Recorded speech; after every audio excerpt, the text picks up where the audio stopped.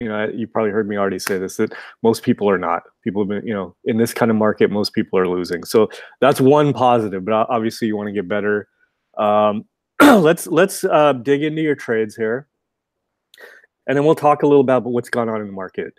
But before we even get into the trades, what's your take? I'm sure you've been taking these trades, you've been analyzing what you're doing.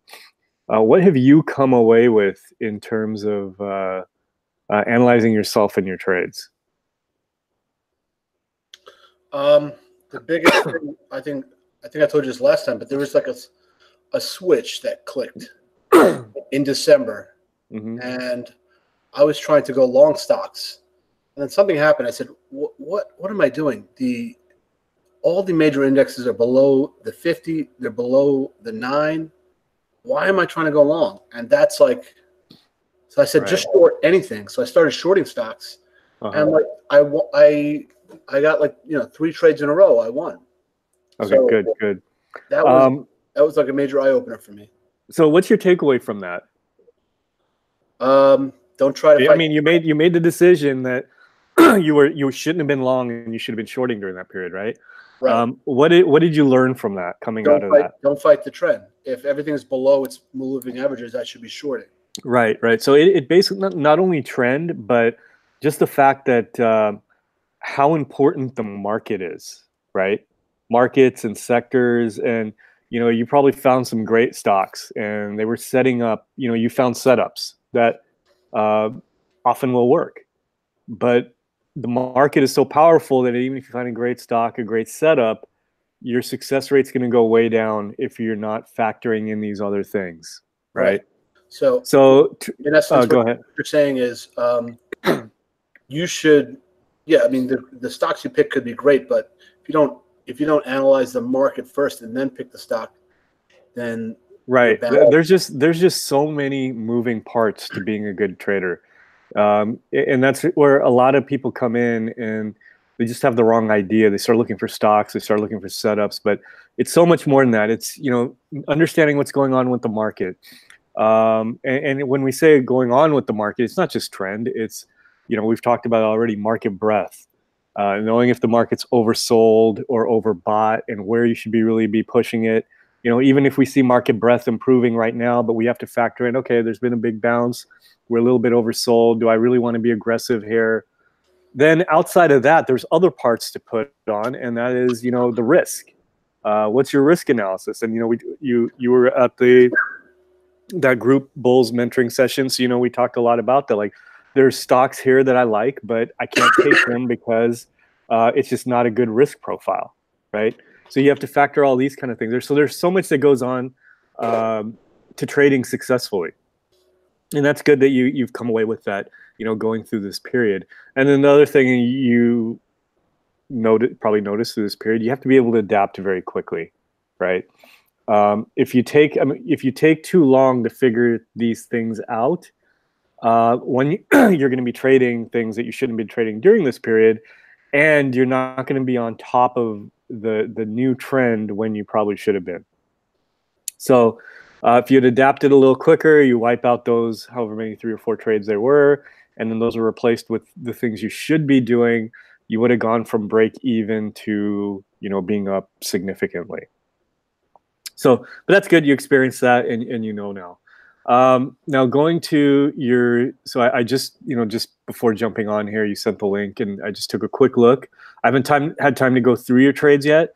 But one thing that jumped out at me is not even knowing what you were doing, long, short trades, just the fact that this is 185 to 160. So essentially almost 1-to-1. Your risk profile isn't that great, right? Yeah, that means my losses should be smaller than my wins. Either your losses should be shorter or your wins should be bigger. One of the two. Yeah. I mean, if you look here, if you look at these trades during this period, look at the losses here: 650, 1200, 1000, 1100, 800, 1820. I mean, it's not the best win rate in here, right? 1, 2, 3, 4, 5, 6. Let's just take 10 trades. 1, 2, 3, 4, 5, 6, 7, 8, 9, 10. I lost 4 of them. So 60% win rate. But the wins are 3,000, 2,000. These weren't that great. Yeah, and But 4,000, 2,000, 2,000. So that's, part of trading is not just picking the right things, but it's how you're managing these things. Yeah, and I think that was because of a couple of trades that I got caught in like squeezes. I'm okay. I'm pretty conscious of the loss rate now, or my stop loss. Okay, so you're conscious of your stop loss, but when you place that stop loss, have you thought about where your reward is going to be as well? Yeah. Okay, so you're going in with the right plan. It just hasn't worked out that way. It was just like 1 or 2 trade. I mean, how far back have these statistics gone that you're looking at? I filtered to October 1st, so basically since the bear market. Okay. Okay. Yeah, anything up until like December was just garbage because I didn't know. Okay, so well, why don't we skip that? And if you just look at my last 2 trades, I think. Well, let me see when we. Okay, we run. It was in December that something clicked for me. So. Do you remember when we last met? Was it in December? Yes, it was because. Okay, so then we've gone over this stuff. Okay, so I'll filter out to December 1st. Yeah.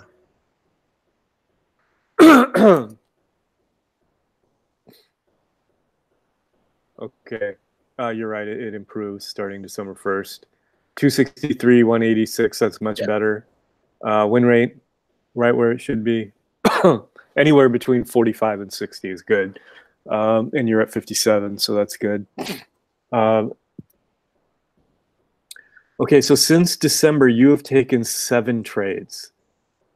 Have you always been in the market? Were there periods you got out?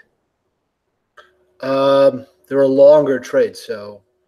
Yeah, okay, so you're basically holding them and couldn't add. Okay, so actually since December, you're actually doing pretty good. For $500. What's the account size? Except it's around 2,500. Except like in the last 2 trades, I just screwed everything up. Oh, do you have those in here? I think I do. Yeah, the last 2. Okay, so no, actually, but I tried to put them in, but there's a few that TraderView didn't take. It didn't recognize. Okay, you can manually input them then. Yeah, I think so just put in the numbers. But so until that point, your account size is 2,500, and so that's you're up 25%. So that's really good. Now, what did we say for your? We didn't write down numbers, but we must have talked about it. What is for a $2,500 account? Your risk should be like around $50. Did we come up with a risk? I upped it to around like $120. Okay. And you said what was that? You said that was fine. Okay. I said that was fine. That's actually a little high.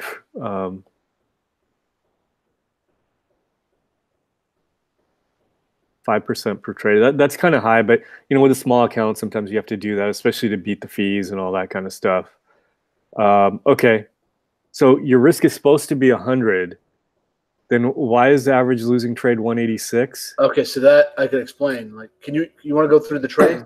Yeah, let's go ahead and do that. Let me just look at a few things real quick. I feel like I did things by the book. I just got whipsawed, and I was just totally taken by surprise.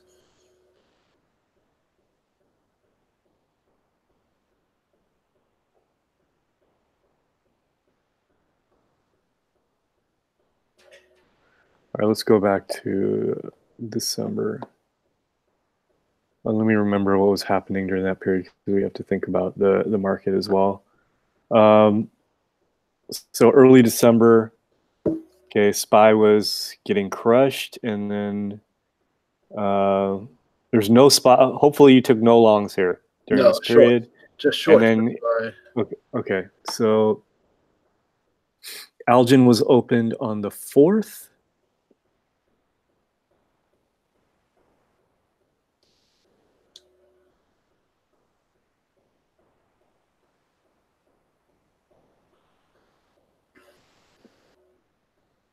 All right, so it bounced and started to fail. Good. What was your plan going into this trade? Let me actually pull it up on my. You entered on the second. This was a long, I think, actually not a long trade. This is a short one, but I had a longer one. With Algin or a different stock? No, with this one.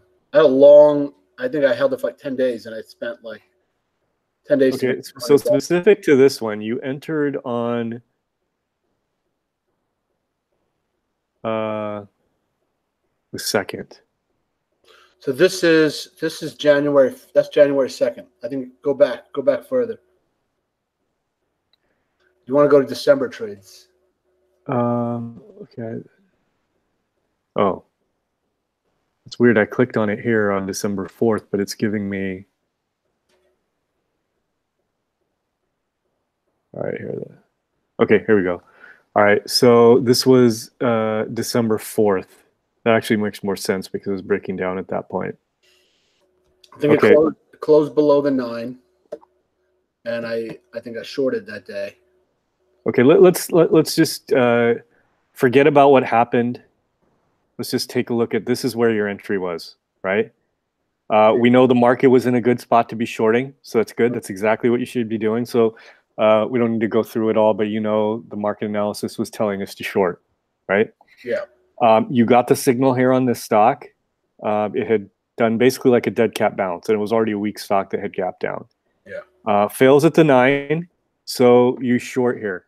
Now, that's the set. So we divided it into 3 parts. We have the setup, and we just talked about the setup. You know, setup factors in market analysis and all that. I would give that an A in terms of, you know, your setup grade. Now, your plan and risk. What was the plan for this trade? Where was your stop? And what was your potential target?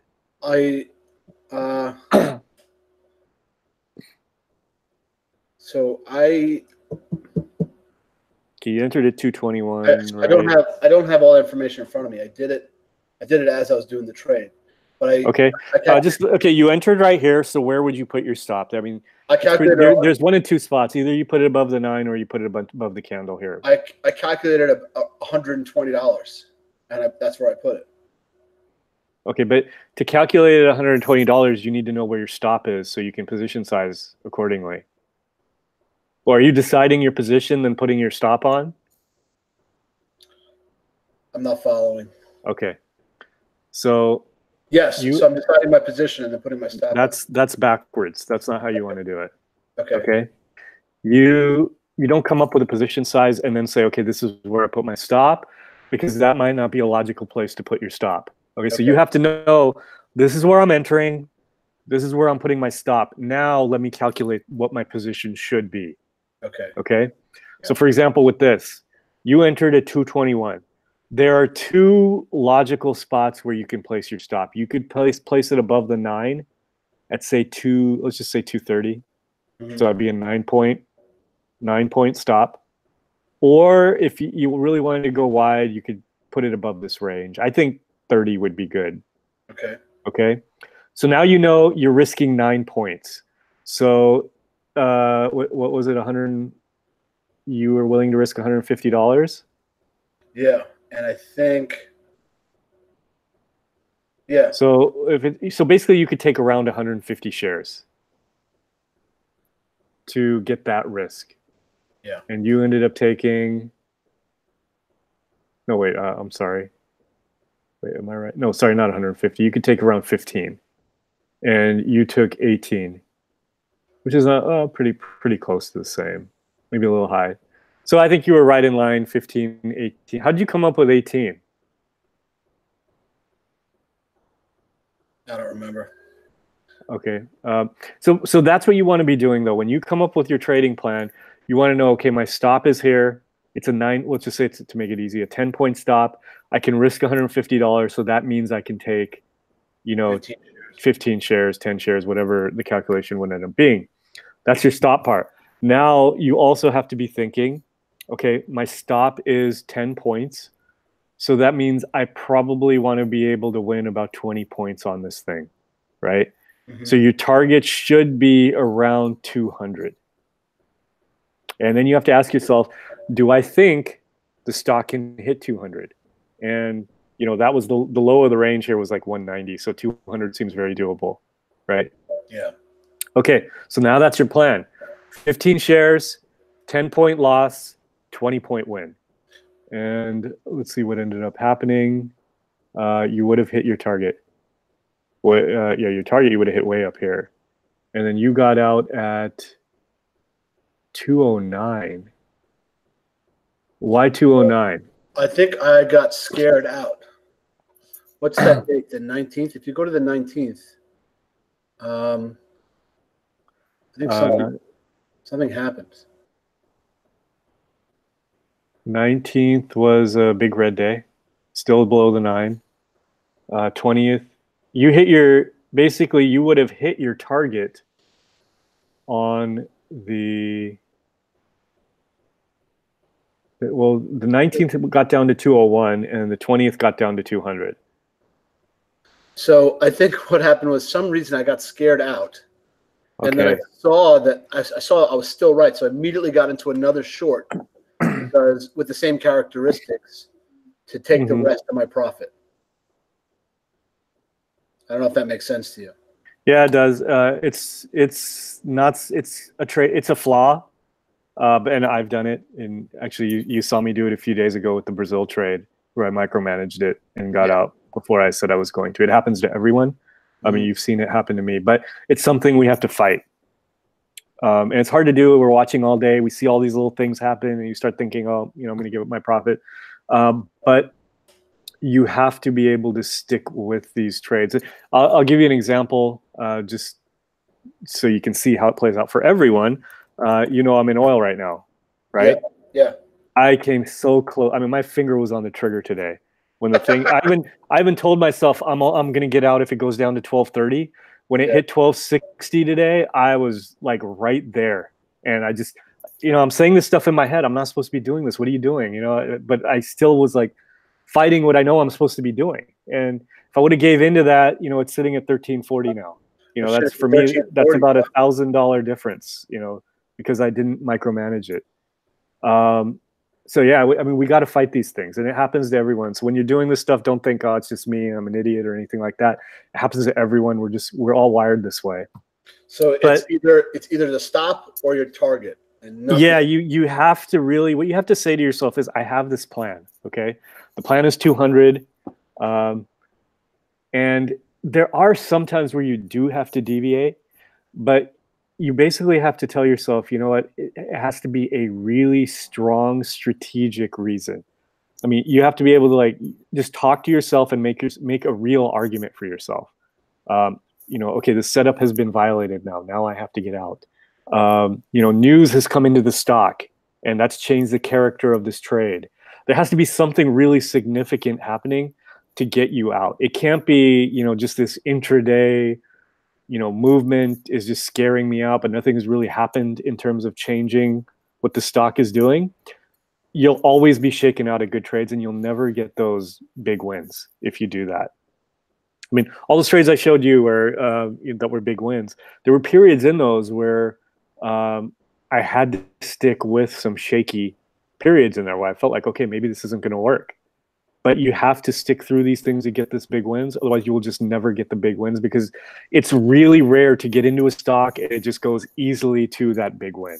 That hardly ever happens, right? Occasionally it does, but generally there are going to be periods in there where you just kind of have to hold on and have that set it and forget it mentality in mind. So I would say for this Algin trade, first of all, it was a win, so that's great. But what was the, whoops. How much did you win on it? 198. So you did win 2-1 as well. So that's good. But in terms of planning the trade, okay, plan was good. Setup was good. So A's and A's on those two factors. The trade management, which is the third part, that's when you're actually in and managing the trade, probably not quite as good. That's like maybe a C. So overall, it's a good trade. We'll give it a B. But you can see where the improvement could have been on that. And it's I don't know. Are you a football fan at all? Yeah. Vic Fangio. I was just watching his press conference in the background here. He just made a comment that I just related. I'm always, whenever I hear people, I relate it to trading. But he made a comment in his press conference where he will not have, like, he's called it something like death by inches.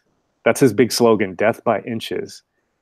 Meaning, like, it's these little things that don't even seem significant, but they add up. And he made the point. It's the same point we talk about in trading, death by inches, where they don't seem significant, but you add them all up, and that's what the losing teams do. And the winning teams, like the Patriots, they don't do that. They have all that stuff tightened up.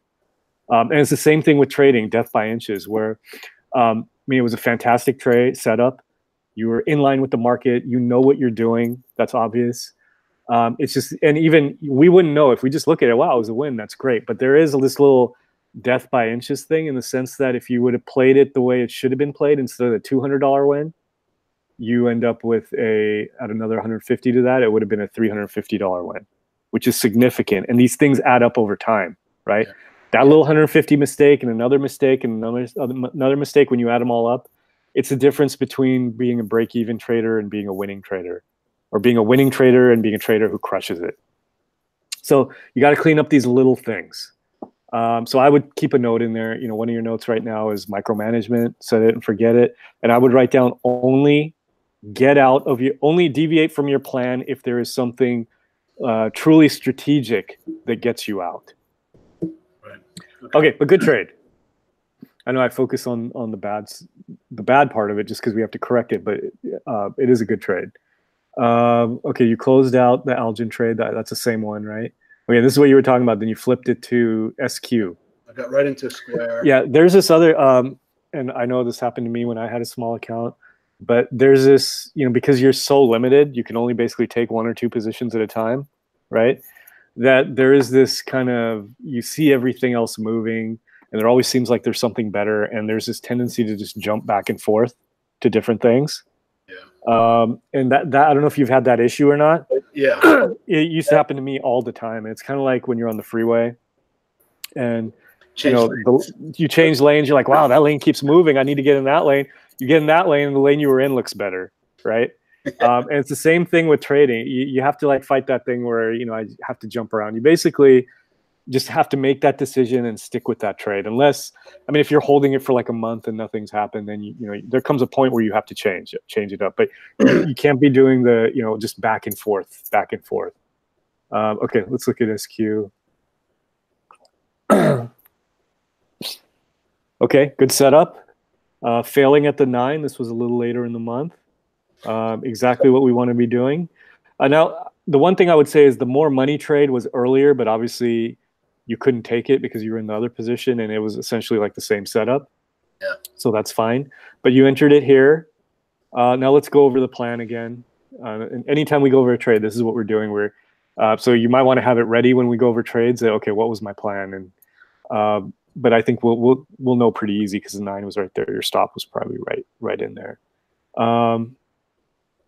Okay, SQ was on the 19th, and you entered at 61.23.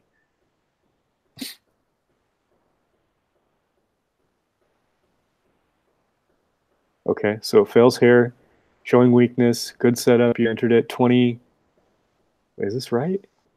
Did I have the right price? Oh, 61.23. What was the date? Oh, right here. 61. Yeah. 61.23. Okay. One thing to factor that I didn't talk about either is when you're setting your stops, there's where it makes sense on the chart, right? And then also you have to think about the volatility of the stock. Yeah. Does the stock tend to move really wide? And SQ is one of those stocks that can really move. Yeah. So, some people will look at the average true range.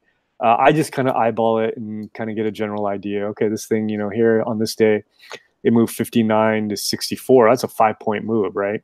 Yeah.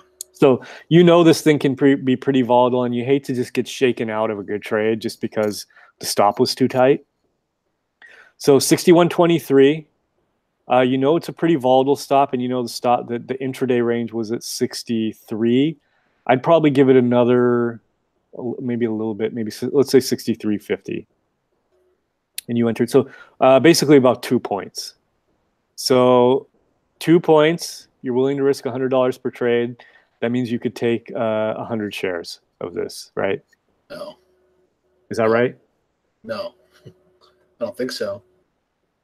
100 shares would get you at $100 loss. Oh, but that would be $6,000. Okay, yeah. And your position size can't be that much. Yeah. Okay, so you were able to take 64 shares. So that means you risked about. Oh wait, yeah, I have that wrong. That would be $200. So your risk was right in line. It was about 120. Was your risk around? Was your stop around 2 points? Yeah. Okay, so you're risking $120. So then your target. You need to win about $250 on this trade, right? To get 2-to-1. Which trade are you looking at? SQ. Can you go to the trade view? Do you have that? Yeah, right here. It's just like listed out. Yeah, right here. You entered it. You 64 shares at 61.23. You were short. Oh, I have something different on my trade view. I have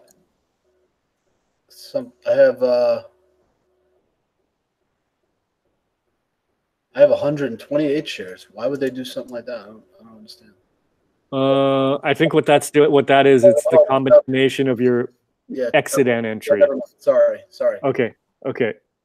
So 64 shares. Right. Stop was 2 points, so you're risking about $120. Right. Target, you need to be able to make about 250 on it. So that means you need to be able to gain about 4 points. Yeah. So let's see if that seems logical. 61.23, that means you need to be able to get down to about 57, which definitely is in the cards because the low is right here, right? At 55, 56. Yep. So a target of 56, 57 works perfectly for you. So this is a trade you can definitely take. So is that the analysis you did? Where did you have your target when you entered the trade? I think it's 57. 57? Okay. That's good. And you exited at 56. Great. Okay. So good trade. And you made 319. You need to make 250. So this is an excellent trade. So on all aspects. So this one, setup, risk, trade management, all A's. That was a perfect trade. So you want all this information about where my stop was, where my target was. You want all that when you do this trade review stuff? I think we can figure it out by looking at it, but you definitely, I mean, just for yourself, you should have this stuff written down when you analyze. When you analyze it. I'll start. So yeah, and you can put it in the notes. You can either have it in a journal or a spreadsheet, or you can just, you can put notations in TraderView as well. Okay. All right. So this one's interesting here. One thing that jumps out at me is you were once up 430 and you ended up closing it at 256, and you're once down 250 on this trade. That's not good. Yeah. So you end up, first of all, just looking at it, knowing that you're risking about $100, $120 per trade, the fact that what you won 250 is good. That's what you want to be doing, right? Yeah. But if we look a little deeper, there are some issues. One, you can't let these things go down, minus 250. Yeah. That's like for me, when I let something run to 2,500, that's a really big mistake. 430, and then you were once sitting on a 430 gain, and you let it go down to 250. From time to time, that's going to happen if you think you can get a bigger win, but we don't want that to happen too much. Okay, so you entered on multiple days as well. Okay, so let's just look. 1220 Twilio.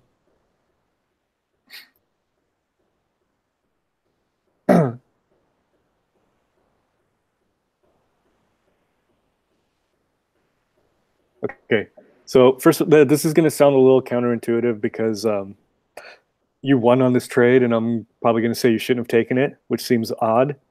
But let me ask you, so you entered on this candle here. Knowing what you know about my thought process on these setups, why do you think I would say this trade shouldn't have been taken? Because it's running right into resistance. Yeah. Well, that's not the only reason. You know, it could break resistance, and look how extended it is as it's running into resistance, right?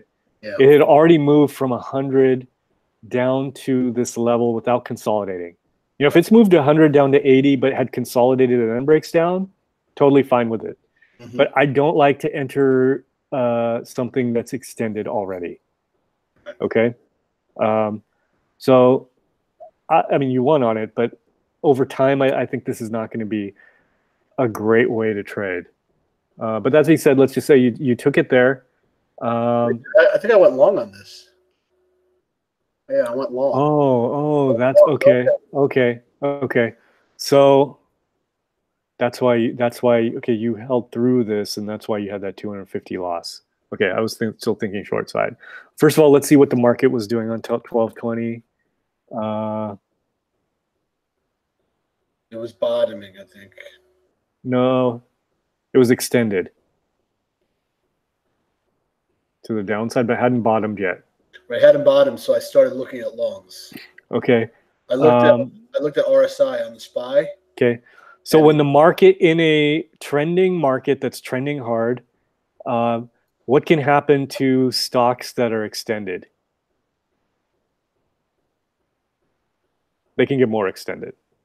So in these kind of markets, the stochastics, the RSI, they can sit down at those extreme levels for a while. Okay. So, but I picked relative strength. Relative strength, that's good. These are all good factors. So what you do is you say to yourself, okay, it's extended to the downside.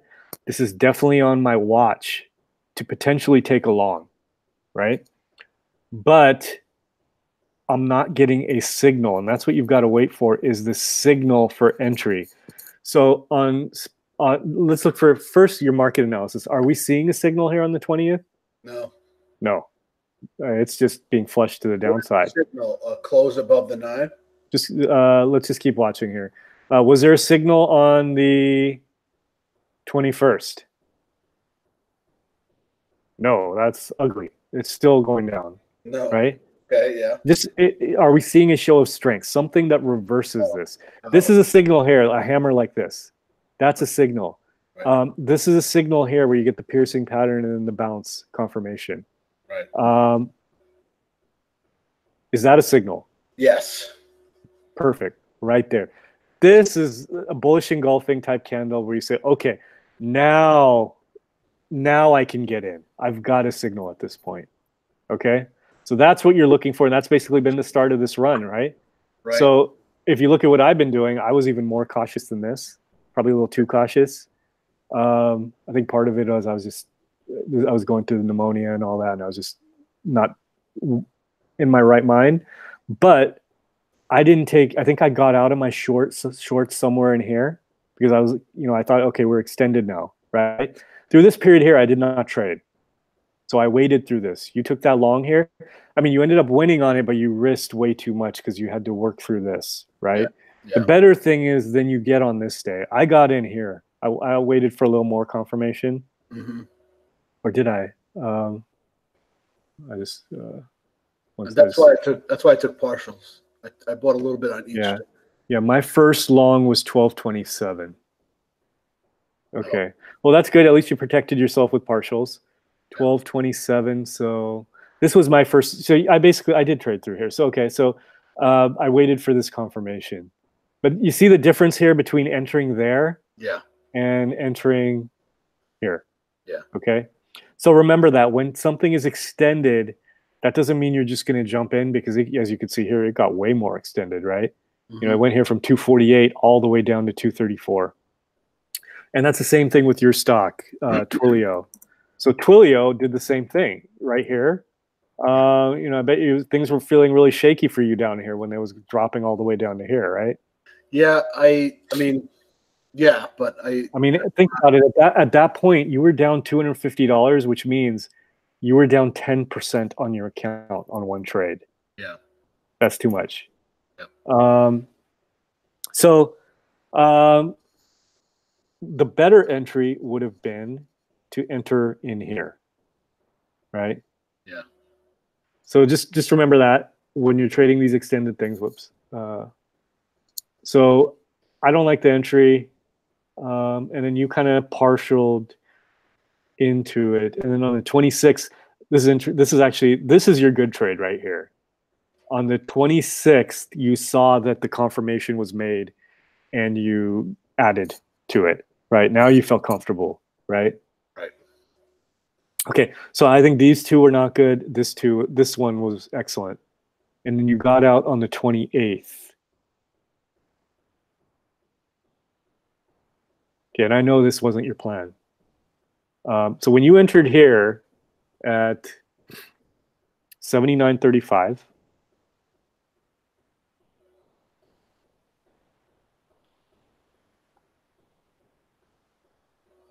okay, you entered in here around 79.35. Where was your stop? Where was your target? You obviously deviated from your stop a little bit. Oh, wait, hold on. Let me 79.35 on the 20th. No, I don't think. I think I decided on a stop after my last entry. Okay, this is where you entered, where right in this, where this line is. Where was your stop? I think I decided on my stop after my last entry. So What do you mean? So my last entry was on 21st. Okay, so when you entered here, you had no idea where you were going to get out? No. I was going to accumulate a small position and then go $100 below my average price. Does that make sense? Okay. Yeah. Okay. And then what if it went down to 70? Yeah, no, I was way down at one point. I was down like $250. Yeah. So you just kind of jumped in here, essentially without a real plan other than if it goes down, I'm going to get more. Yeah. Okay. That's probably not how you want to be trading. Okay. Did you have a target in mind when you entered here? Did you have an idea, like if it bounces to here, that's where I get out? I wanted to sell once it closed above the 9. Like up here? Yeah. So this is where the 9 was at that point. So your target was 88, essentially. Yeah. Well, I think the 9 kept coming down. So yeah. So the day you entered, the 9 was at about 87. Right. Okay. And then you did exit around that spot, I think. Yeah. You exited at 85. Okay. I don't like this style of trading. If you feel comfortable with it, you think you can manage your risk and trade effectively. No, now that I'm going over it with you, it was a bad decision. But let's say this style, it's a setup you've tested, and I'll rarely, unless I know something will just never work, I'll tell you don't ever do that. So if I don't do something, it means you can't do it. But even if you trade this way, what you can't let happen is the risk to get like this. Okay. Yeah. So let's say you wanted to just kind of test it out and add shares. You still have to say to yourself, I have to position size so that my loss doesn't get more than 150. So instead of 37 here, you take 15 or 20. Okay. And then 5 and then 10. Okay. Yeah, I think I wanna go over trades that messed me up. Okay, so let's just go through all of them, and that's okay. That's all of them through. Okay, here's another Algin, and you made 223 on this. Okay, short here, you got out here. I think this is good, and you went to the bottom of the range, and got 223. That's fine. I don't think we need to talk much about that. Okay, so the next so I thought I was doing good, like 4 or 5 trades. I was positive. One that with you now, I realized that was a poor setup. I shouldn't have taken it, but because I was essentially bottom fishing. Now that I look at it, I want to get out of the habit of doing that. But after Well, one comment real quick.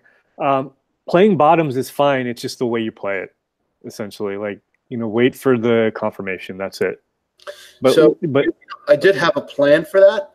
My plan uh-huh. was I was going to wait till. I mean, I really analyzed the SPY and the RSI, and I wanted to get to Mm-hmm. this. I wanted it to get to a certain level, and then I was going to purchase. Then I was going to Uh-huh. trade on Twilio. Uh-huh. And I had the plan, and I had it all figured out, and I screwed up my plan. I went too early. I went a day early or 2 days Yeah. early. Yeah. Whereas if I did it as I planned out, I would have made a great profit on that. Right. Right. Okay. So that you're up to January 7th here, and there's no other trades in here. I'm sure there's some trades you've taken. I want to walk you through like what happened after that. So Okay. January 3rd, and so I took 2 trades then. Okay. Square and Etsy on January 3rd.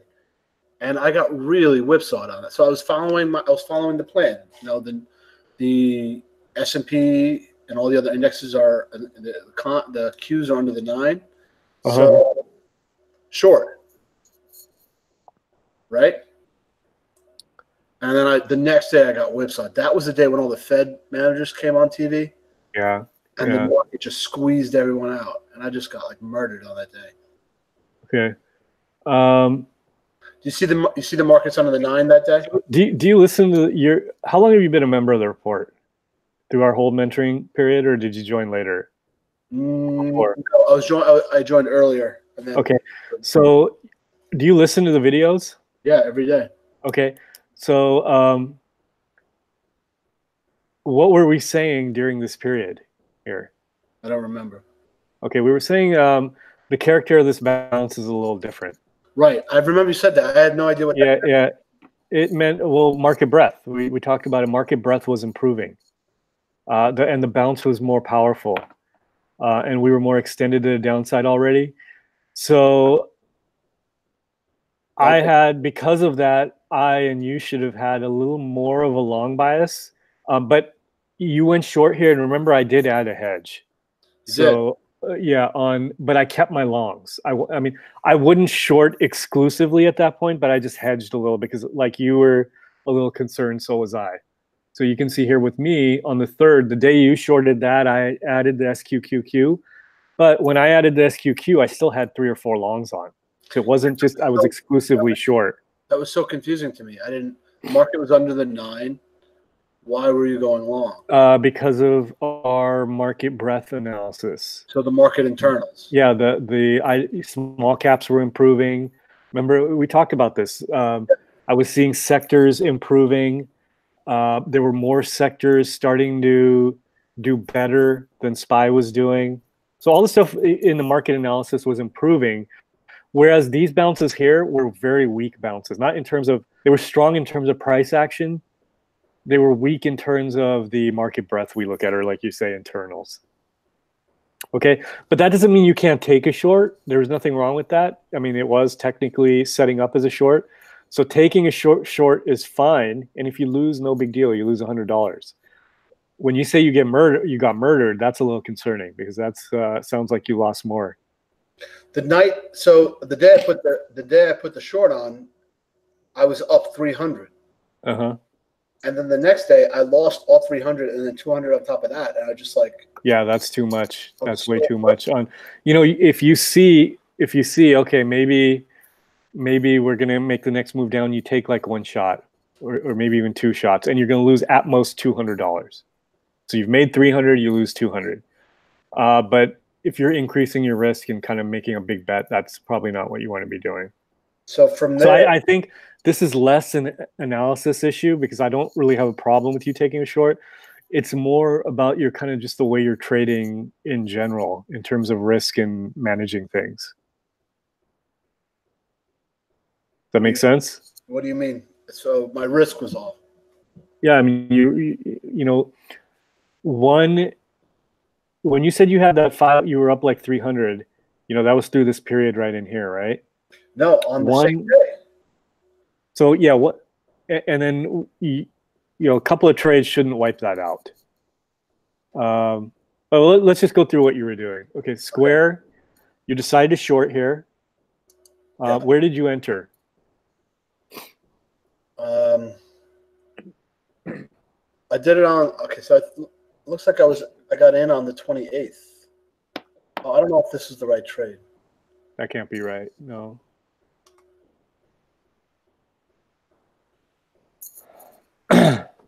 Oh, okay. Here we go. A second. Maybe you shorted here. It was red here. Maybe that Oh, got you thinking. the third. Okay. Okay, third. What price?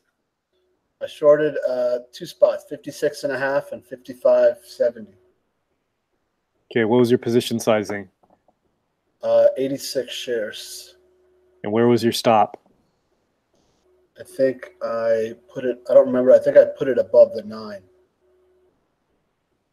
Okay, let's say your stop was at 57.50. What was your average entry? Around 56? Probably around 55. Yeah, 56. Yeah. Okay, so you were risking about $150. Right. That's fine. I mean, it's a little high just because, but that's within what you've decided is a good risk parameter for you, right? Yeah, I remember doing the calculations, and I thought it was a good. Okay, so you're risking $150. You know, maybe we could say, you know what, should you really be shorting here? But forget about that. It's okay. It was setting up here. Maybe it goes down. That's all fine. Now, what happened? How much did you lose on the trade? So by the end of the day, the trade was up $350. I thought I was like a hero. Okay. Then the next morning, it shot straight up, and not straight up, but like an hour in, I saw it was up a little bit. I was a little worried, and then with the Fed chairs on TV, it just went up like 11%. What I did was I was trying to wait for it to come down a little bit, just so just to squeezes would come out. But at the end, I just like was muscled out. Ended up losing. I think this trade alone was like 200 something bucks or something. Okay, that's not good. Okay, this is one thing, and you've seen me do this plenty of times now. Once you're sitting on a $300 win, move your stop up. Move your stop up. Nah, well, maybe it goes bigger. You know, your target. If you really think this is a good short setup, your target could be down here at 50, and then it ends up being a huge win, right? Because this was the low. Right. It's not necessarily that you should have gotten out, but you should have been moving your stop up. Okay, when you're sitting on 300, you're almost at 3 to 1. You're at about 2.5 to 1, right? Yeah. No, actually, you risked 150, 2 to 1. 2 to 1. 2 to 1. Once you're sitting on 2 to 1, you should be moving your stop up. So your stop should have been at least at your entry point. Now you've protected yourself. Unless there's a big gap up, which there wasn't, you're going to get out at break even at least, right? So this $200 loss would have been break even. You'd be sitting in a much better position. So I don't have too much problem with the entry itself. I think position sizing was fine. I think the big mistake here was you should have had your stop at your entry level once you got that win. I think I just felt betrayed. Yeah. Everything I knew was, okay, it's below the 9. It's working for you. Do it. And I got them below the 9. I just got pushed right out. Yeah, and this stuff is gonna happen. You're gonna be wrong a lot. You just have to manage them better. And then as this was happening, it almost seems like you just kind of froze. Yeah. And then you wanted it to go back down, and it's not going to at that point. Okay. So yeah. This is just what would have saved you here was get your stop at entry level and just get out at that point. I think to add insult to injury, on the same day that I entered that trade, I think Etsy was looking weak, so I took a short on Etsy. And overnight, Goldman Sachs upgraded it. What day did you enter Etsy? Same day as you entered Square, or the day after? Same day. Okay, that was the 3rd. Yeah, entered on the 3rd, got out on the 4th. And how much did you lose on that one? 219. Well, 205. Okay, it opened right here, right? Yeah. Okay. I got upgraded overnight, and okay, what price was your entry? 46.28. And where'd you get out? 48.70. Okay, that's about where your stop would be. So I think your position sizing might have been a little big on that. But, again, if you thought the market was going to go down, the setup was there. These analyst upgrades, there's absolutely nothing you can do about that. It's just something you have to live with when you hold overnight. So that kind of stuff is going to happen. The setup was there, right? Well, it depends. Remember, I told you you can find setups for anything almost any day. Oh. The question is, should you be taking the setup is there? The question is, should you be taking it from your market analysis? So, like my market analysis is telling me be long during this period. I could still find 20 shorts if I wanted to, but I'm not taking them because my market analysis tell me one thing. So again, going back to our market analysis, market breadth was really strong. So that's another thing, market breadth being really strong is telling us there are things going on underlying that is getting institutions to start buying. Paul? Yeah. So before we go there, I just wanted to let you know, I kind of figured out, I mean, I never really knew what it was, but what revenge trading was after that. After those two trades, I was so fucking mad. Yeah. And I put on a couple of trades immediately right afterward. And I kind of snapped out of it, realized what I was doing, and I pulled them off. Okay, well, that's good that you recognized it. That probably saved you from some bigger losses. But okay, let's get to those trades. I think you know what's going on here. What were the revenge trades? So that's the ones that didn't get into the system. I gotta add them in. Okay, so your last trade, the one we just went over, was Etsy, and that was a short. Have you gone long since, or was that your last trade after those revenge trades? I mean, there's more to this now. Okay, so then after that, I had a couple of revenge trades. I got pissed off.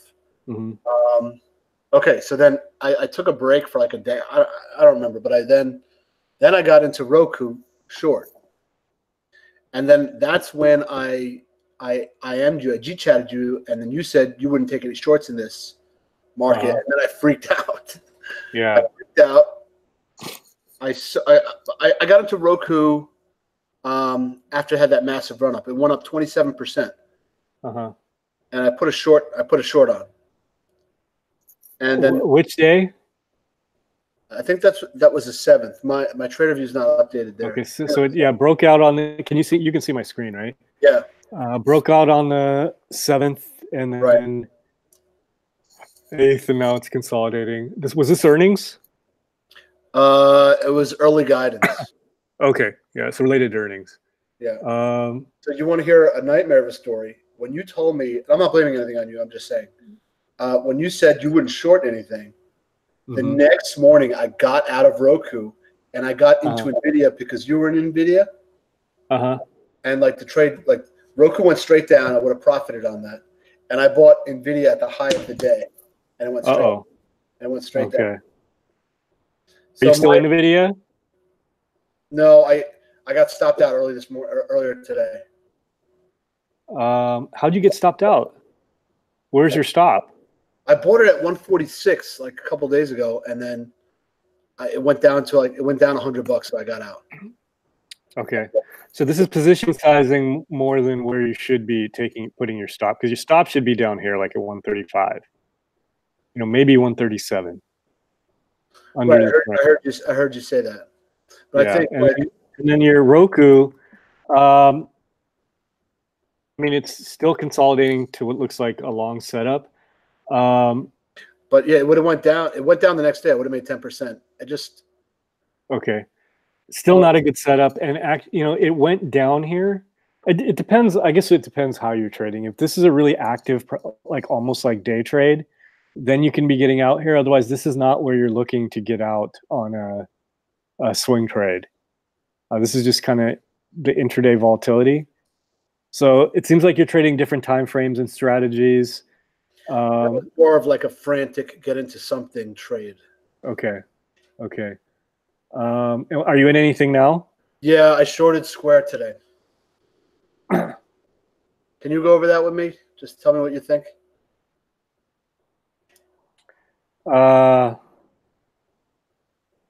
Okay, let's talk about the market. Market's a little extended, right? The question here, there still is some room for it to go. And the question now is, does it continue to run, or does it pull back a little bit? But my expectation is, unless there's news or something, is we get consolidation and then another run up. Okay, and that's related to all that market. I mean, you know this from the reports and what I've been talking about, T2108, market breadth, IWM, all these new stocks are starting to hit highs, right? So my bias now is getting a little more bullish. That doesn't mean I think we're out of the bear market, but at least really short term for now, I'm more bullish. So I'm going to be looking to take more longs and shorts. Okay. That being said, the market is a little extended, but the question is, when it's extended here and we have all these good internals, is it more likely to just kind of consolidate or pull back a little bit or get the move down? So I think consolidation or a slight pullback is more likely.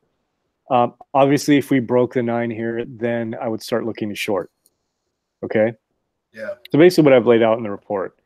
So then if we think about that, let's just look, the Qs are more important to SQ than SPY is. So if we look at the Qs, it's essentially the same thing. Nice run. Looks like we could consolidate here and maybe then we break the resistance level. If it breaks a 9, then I would start thinking about shorting, but I won't do it yet. Okay? Yeah. So that's basically what I'm thinking with Square. Overall, looks, let me pull this back out further. I got in today because yesterday it hit the 200-day and bounced right off.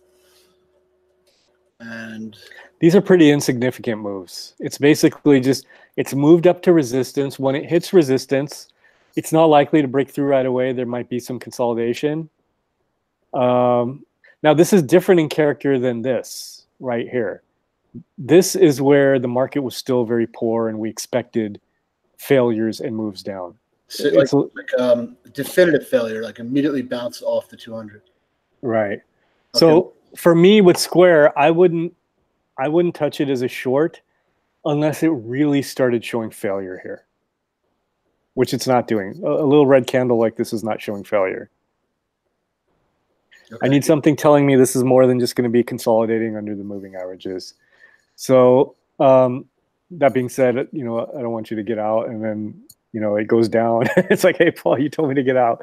I don't want that to happen because we really don't know what's going to happen, right? And that could happen. But for me, when I'm just thinking of probabilities and percentages, probably not. I'm not looking to short unless I get the signal, right? So that in today's report, basically lay out 2 probabilities, right? My bias is to the long side because of our analysis. But what did I say? I'm willing to adapt in a second, right? So if something changes and now we get a signal to start shorting, I'll short in a second. I'll get out all my longs and short, or I'll keep some on and hedge and, you know, start putting on shorts. But I won't just short right now.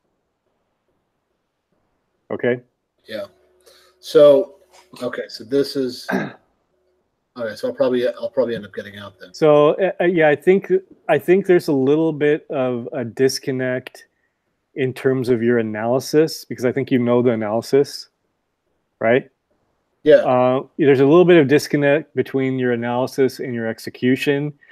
And I think part of that is kind of mental game stuff, like being a little bit frustrated through this period now. And, you know, you mentioned a little revenge trading, and sometimes you kind of like, you want to force things to happen.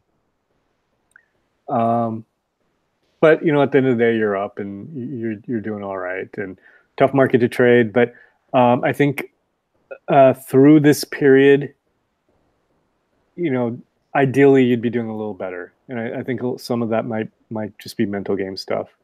And, you know, not necessarily the trades here, but sizing errors in here or risk errors in here.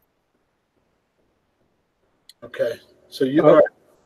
So then, so I interrupted you. You said, talking about the market internals, and you said the characteristic of the market is changing. Okay, let's go over a little bit of this, and I have to get out of here in a few minutes here. But first of all, T2108. Well, first of all, let's look at SPY. Very strong, right? This is a strong bounce. Which, I mean, strong bounce can fail in bear markets, but at least we know the bounce is strong. We want to see clearance of resistance levels. We cleared this resistance level, right? And continued off it. This resistance level here we did not clear, right? Yeah. This resistance level we cleared, but within 2 days we were failing, right? Same with this. We cleared it, but then it failed right away. This is very common when it's weak. That's not what happened here. We cleared it and it ran, right? Yeah. So that's a positive. So that's positive number one, positive number two, and just the overall bounce price action. Okay. Q is essentially the same thing. And IWM. We really like the fact that IWM has been very strong. In these bounces here, IWM was not really leading. IWM is actually leading. So that's healthy when small caps are doing well. Yeah. Okay. So that's one factor in many factors that we can look at, but that's one factor that says, okay, this is something good that's improving. The other thing is the T2108 stocks, stocks that are above their 40-day moving averages, very strong. So let's look at SPY here. Compared to, this is late November, early December, right? We're not even close to getting back to late November, right? We're not even close. We've just got about, price action wise, we've gained about half of it, not even half, right? Yeah. Now let's look at T2108.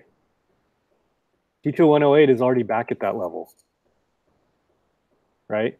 That is very significant. T2108, if it was trading with the market, T2108 would be like down here. It would just recovered like half. So it would be around 28 here. So it's all the way up here. So that's telling us that stocks are, just the overall breadth of the market, there are a lot of stocks improving quite a bit. Better even than the market is showing. Okay? So this is a very good signal here.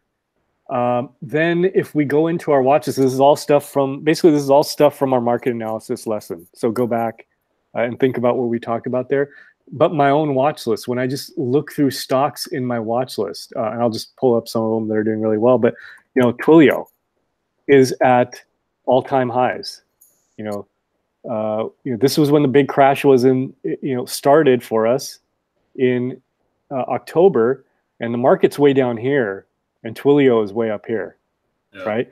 And I mean, it's just one stock. There's always going to be one stock doing that, but we can just keep pulling up examples of stocks that are doing this in some different areas. So, and then even something like Tesla is already, back above its October range. And we could go through a lot of stocks. I mean, there are some stocks that are not, a lot of stocks that are not doing that, but even like some of these stocks, these areas that were very poor, FSLR was in a downtrend and it's already back to where it was in October. The stock I got into, FCX, is already, covered. It's already gotten about 60 to 70% of its, October decline. And then it's already getting pretty close to where it was in December before it made that big move down. So across ISRG, another one, and this is in medical instruments, so it's not just software. ISRG is already above all three of its moving averages while the market is below them significantly. So we are seeing, again, 2 or 3 stocks doing this, or even 10 stocks doing this, no big deal. There's always going to be some outliers. But we're seeing a number of stocks just starting to show this kind of improvement and strength. So, all these factors coming in are leading me to, at least, temporarily, and again, it can change on a dime, but for now, this is why, basically since after Christmas, I've had this long bias. While, since the last 3 months, I'd basically had a short bias, right? But now we've finally seen the market breadth improve. The other thing we're noticing, remember during the big, basically since October, we were talking about how there would always be these really strong opens, but they'd always end up closing red. Yeah. Like you think, oh, maybe the bounce is in here, and then it would fail by the end of the day. Aren't we kind of seeing the opposite of that right now? Yeah. Like we see weakness in the morning, but then by the end, a lot of these days they weren't green the whole day. They were like red part of the day, but then even today looked like it might be the start of something, right? It was a little shaky. I even tweeted out, that I was having trouble, not micromanaging some of my positions. I felt like getting out of a few, but this is what happens. And, when we see improvement, we're getting a strong close today. So these are all things to think about when you're kind of laying out what's happening in the market. Okay. Yeah. All right. Okay. So good.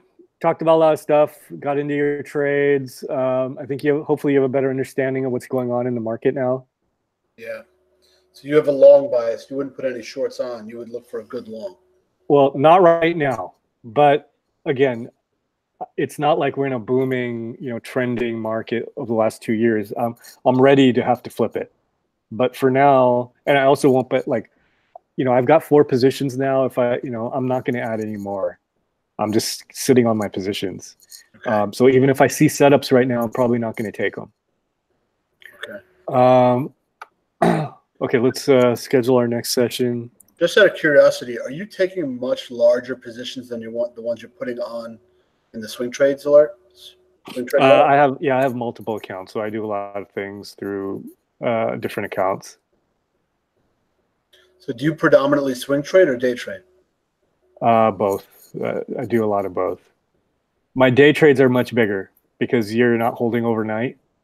So, whereas you're risking you're not holding overnight plus the risk, like if I'm trading like Algin, I was talking about having to use a 5-point stop, right? For a day trade, you only need to use a 30-cent stop. So obviously, if I'm taking 500 shares as a swing, I would trade like 3,000 as a day trade. Oh, wow. Okay, so next week, actually, we're already scheduled for the Tuesday, 15th. So in just a few days here. Does that still work for you? Yeah. Did you have a lesson scheduled for today? I was going to talk about bear markets and market sell-offs, and we pretty much already did that as we were talking through this. Okay. Let's see here. Does Tuesday still work for you next week? Tuesday at 2:00. Yeah, that works. Okay. All right. So we did trade review today. We talked about the market. Next session, we'll kind of formally lay out the bear market strategies, which is basically very similar to what I've talked about in the report and the group mentorship webinar. Yeah. Unless there's something else you want to go over, we can go over that. But I think we should get we should get to some of the kind of lessons that I need to get through. Yeah, I mean, I was looking forward to some more of the swing trading lessons, and probably. Do you think we're now pulling out of a bear market into a bull market again? I don't know. Okay. I don't know that. I don't make those predictions. Where I would say, okay, we're out of this and we're back on trend is if we clear the 200-day moving average. Okay. Okay. Okay. All right. So I'll see you on Tuesday. All right. Thanks, Paul. Okay. Talk to you later.